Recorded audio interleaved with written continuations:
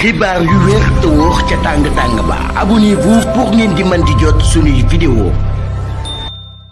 dal leen ak jàmm seen bi di Buzz 221D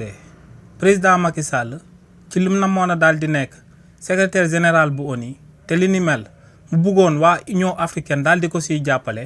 am nañ ay xibaar yu yees yu daal di bàyyeekoo si li ni mel. comme nu ko ñëpp xamee ci réewu Sénégal kii président Macky Sall ginnaaw ba mu fi nekkoon ak président de la République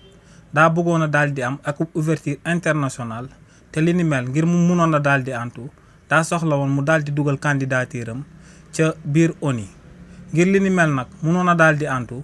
il fallait que ñu daal di féetewoo ci continent africain bi ak ñeneen ñu daal di féetewoo ci yeneen continent daal di koy soutenir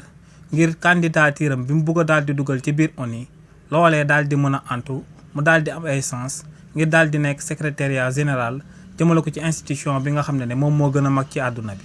waaye nag tey luñ jot a daal di nemmeeku ci 39e sommet bi nga xam ne moom lañ daan amal ci biir Union africaine ci biir Addis Abeba ca Éthiopie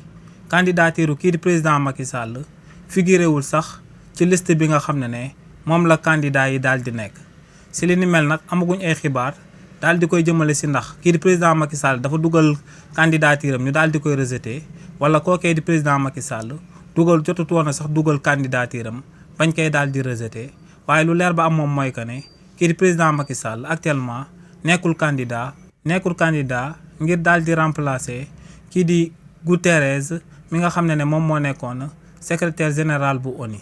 donc président Macky Sall soxlaatut réewu Sénégal di ko jàppale Diomaye wala Sonko di ko jàppale lu leer ba am moom mooy que ne candidature am figuré wut ci liste candidat yi nga xam ne ñoom ñoo war a daal di nekk secrétaire général bu ONU. xibaar yu wér te wóor ca tàng ba abonnez-vous pour ngeen di mën di jot suñuy vidéo.